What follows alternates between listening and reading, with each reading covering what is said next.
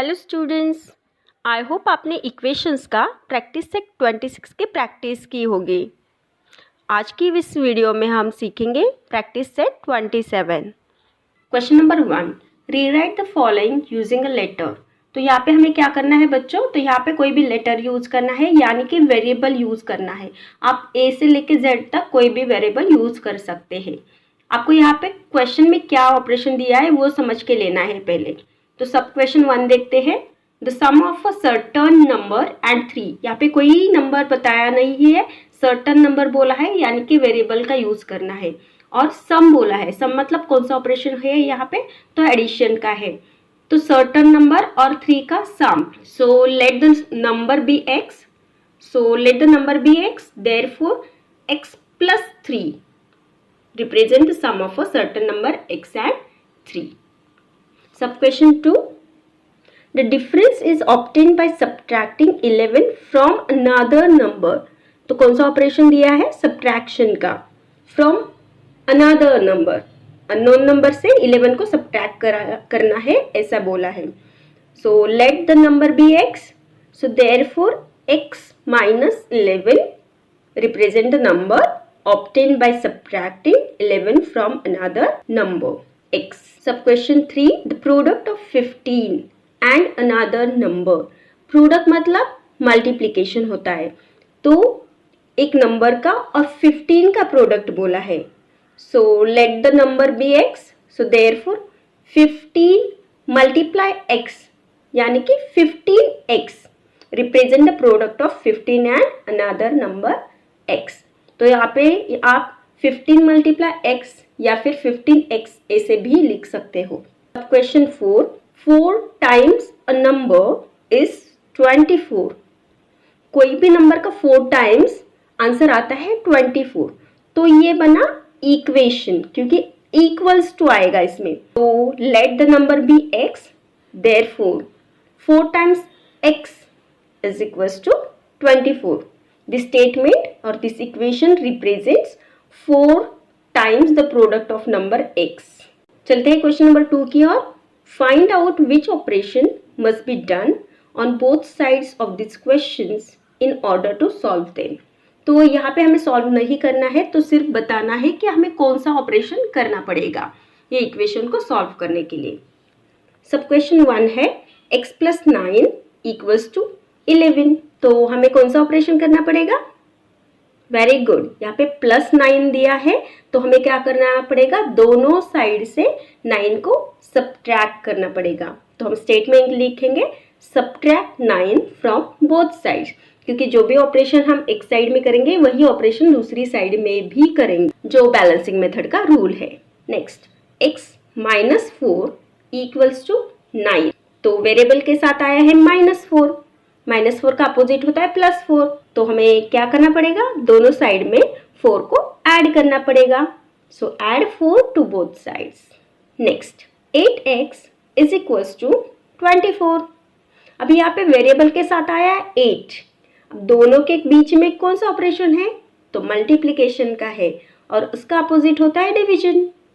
तो हमें क्या करना पड़ेगा, दोनों साइड को 8 से डिवाइड करना पड़ेगा। तो हम लिखेंगे divide both sides by 8. Next is x divided by 6 equals to 3. तो यहाँ पे सब देख के ही समझ में आ रहा है, 6 जो है वो डिनोमिनेटर प्लेस में है, यानी कि डिवाइड है, तो उसका अपोजिट हुआ मल्टीप्लीकेशन। तो हमें दोनों साइड को 6 से मल्टीप्लाई करना पड़ेगा। Multiply both sides by 6। Question number 3 है, given below are some equations and the values of the variables. Are these values are solutions to those equations? तो हमें लिखना है yes और no में, यहाँ पे ऑलरेडी लिखा है, बट देखेंगे क्या सच में ये करेक्ट है और नहीं है। ठीक है, तो पहला ऑलरेडी सॉल्व करके दिया है, जो कि है y minus 3 is equals to 11। ठीक है, तो यहाँ पे 3 माइनस में है, ये साइड में जाएंगे तो ये प्लस होगा, तो 11 प्लस 3 होता है 14, बट यहाँ पे y का वैल्यू दिया है 3, तो ये सोल्यूशन है क्या, तो नहीं है। ठीक है, second, 17 is equals to n plus 7। तो यहाँ पे राइट में +7 है, अगर इसको ये साइड शिफ्ट करते हैं तो -7 होगा। तो 17 - 7 इज इक्वल्स टू n। तो यहाँ पे n का वैल्यू क्या होना चाहिए, 10 होना चाहिए, और सोल्यूशन भी दिया है 10। तो इसका आंसर आएगा यस। ठीक है, नेक्स्ट है 30 इज इक्वल्स टू 5x। ठीक है, तो 5 और x में है मल्टीप्लिकेशन का साइन, तो 5 को हमें शिफ्ट करके उसको 30 को डिवाइड होगा। तो 30 डिवाइडेड बाय 5 जो है x का वैल्यू, तो यहाँ पे x का वैल्यू क्या आएगा, 5 6 30। तो इसलिए सोल्यूशन में आएगा yes. Next m divided by 2 is equals to 14, और यहाँ पे m का वैल्यू दिया है 7। तो ये करेक्ट है क्या, यहाँ पे 2 डिवीजन में है, तो साइड शिफ्ट करेंगे तो मल्टीप्लाई होगा। तो 14 मल्टीप्लाई 2, m का आंसर क्या होना चाहिए, 14 2 = 28, बट यहाँ पे m का वैल्यू तो 7 दिया है, तो ये रहेगा नो। क्वेश्चन नंबर 4 है सॉल्व द फॉलोइंग इक्वेशंस, जिसमें पहला क्वेश्चन है y - 5 इज इक्वल्स टू 1। ठीक है, तो लिखते हैं y - 5 इक्वल्स टू 1। अभी ये जो क्वेश्चन है हम लोग दोनों मेथड से सॉल्व करेंगे, एक बैलेंसिंग मेथड से भी सॉल्व करेंगे और ट्रांसपोज मेथड से भी सॉल्व करेंगे। बैलेंसिंग मेथड में क्या होता है, जो भी ऑपरेशन हम करते हैं दोनों साइड में सेम ही करते हैं, और ट्रांसपोज मेथड में हम लोग वेरिएबल को दूसरे साइड में ट्रांसफर करते हैं। ठीक है, तो यहाँ पे -5 दिया है, तो हमें क्या करना पड़ेगा बैलेंसिंग मेथड के लिए, I just right balancing method. तो 5 को हम लोगों को दोनों साइड में ऐड करना पड़ेगा, तो बाय एडिंग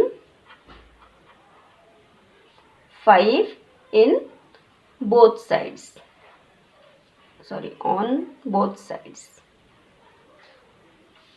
तो अगर 5 को दोनों साइड में ऐड करते हैं तो हमें इक्वेशन मिलेगा y - 5। यहाँ पे लेफ्ट और राइट दोनों साइड हमें लिख के लेना होता है, जैसे मैंने अगर यहाँ पे लिखा y - 5 इक्वल्स टू 1, हम लोग क्या कर रहे हैं, 5 को दोनों साइड में ऐड कर रहे हैं और इसको सिंप्लीफाई करेंगे। तो -5 + 5 बना 0, तो यहाँ पे बच्चा लेफ्ट साइड में y और राइट में आएगा 6, तो यहाँ पे y का वैल्यू आया है 6। अभी इसी को हम लोग ट्रांसपोज मेथड से सॉल्व करेंगे। तो ट्रांसपोज मेथड में हम लोग क्या करते हैं, वेरिएबल को शिफ्ट करते हैं, तो -5 को हम लोग राइट साइड में भेज देंगे, तो लेफ्ट में बचा y is equals to right side का 1 एज इट इज लिखेंगे, ये -5 है, यहाँ पे जाके +5 होगा, तो यहाँ पे y का वैल्यू आएगा 6। तो आप कोई भी मेथड जो आपको इजी लगे वो यूज करके सॉल्व कर सकते हो। क्वेश्चन नंबर 2 है 8 इक्वल्स टू t + 5। जो पहले सॉल्व करते हैं बैलेंसिंग मेथड से, तो यहाँ पे +5 है, तो हमें क्या करना पड़ेगा, -5 दोनों साइड में से -5 करेंगे। ठीक है, तो by subtracting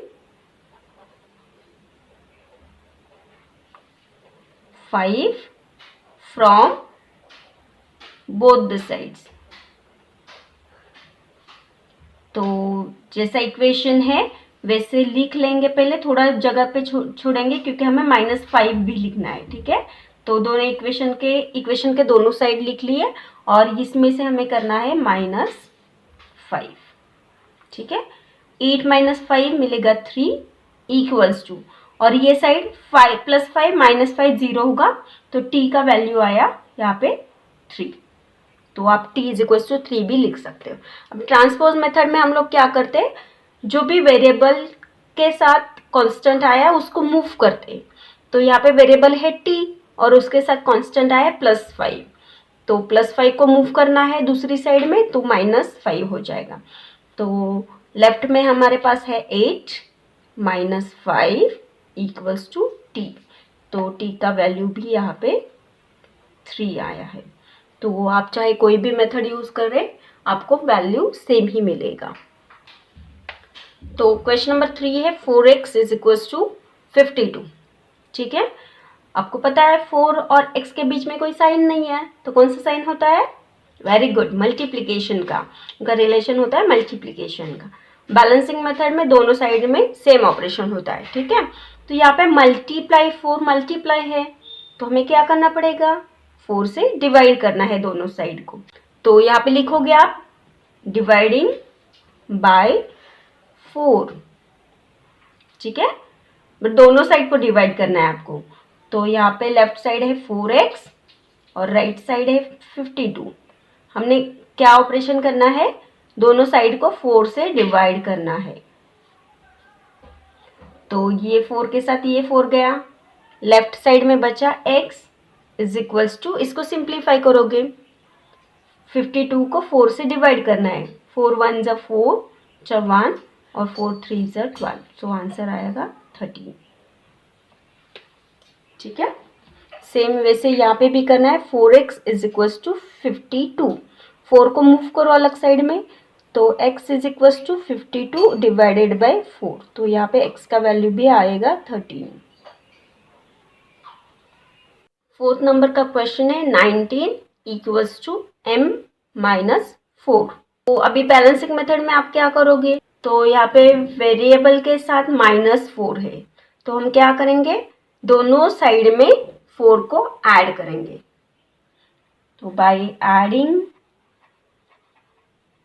4 on both sides.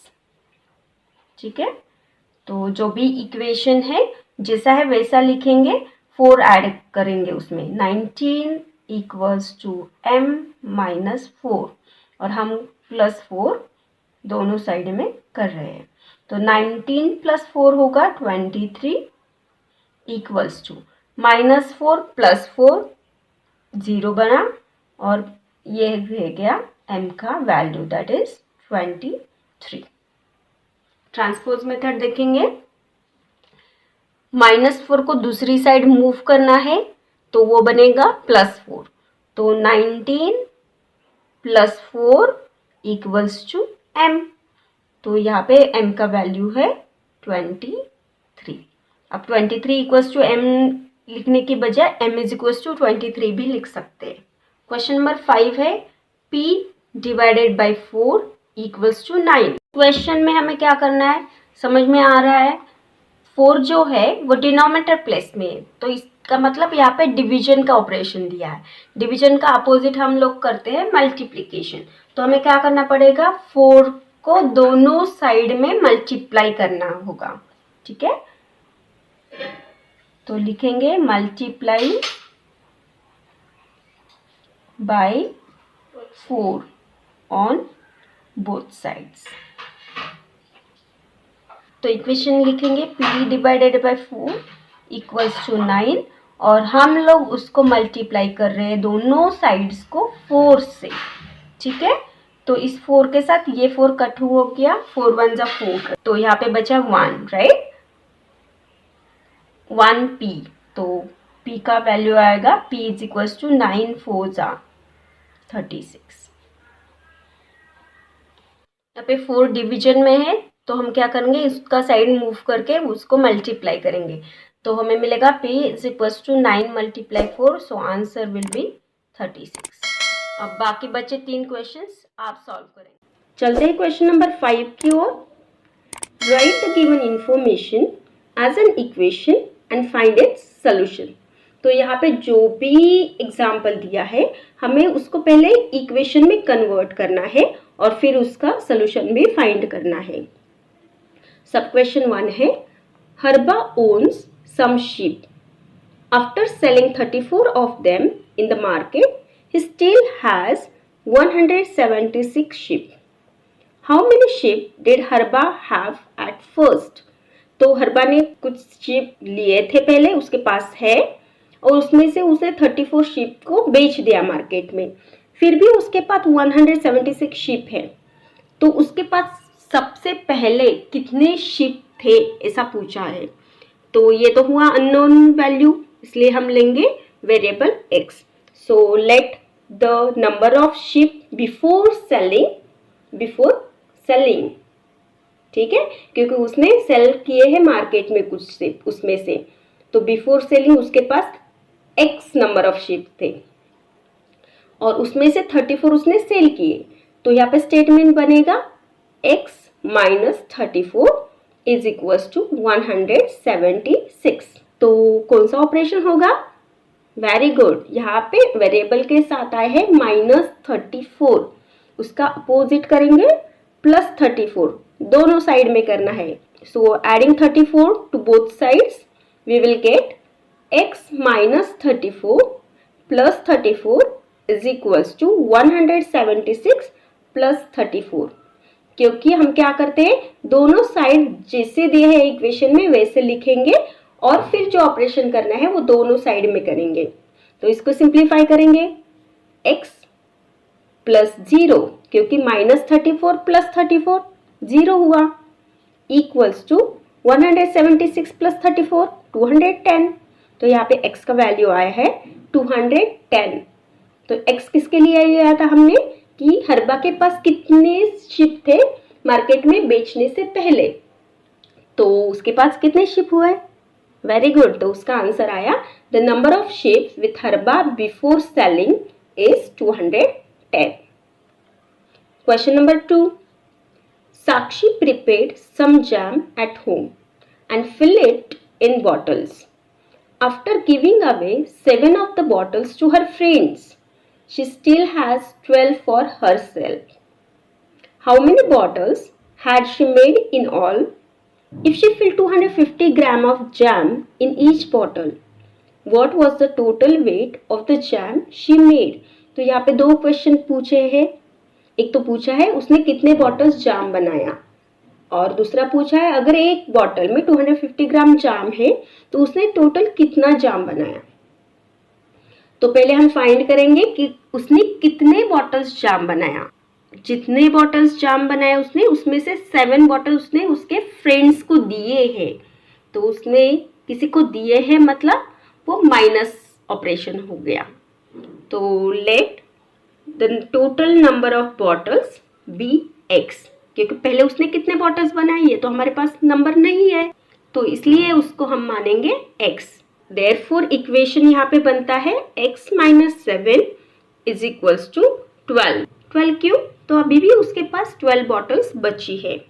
तो यहाँ पे -7 है, तो हमें क्या करना पड़ेगा, दोनों साइड में 7 को ऐड करना पड़ेगा। तो हमारा इक्वेशन बनेगा x minus 7 plus 7 equals to 12 plus 7। तो -7 प्लस 7 बना 0, तो हमारा x का वैल्यू आएगा x इज इक्वल्स टू 19। तो उसने टोटल कितने बॉटल्स बनाए?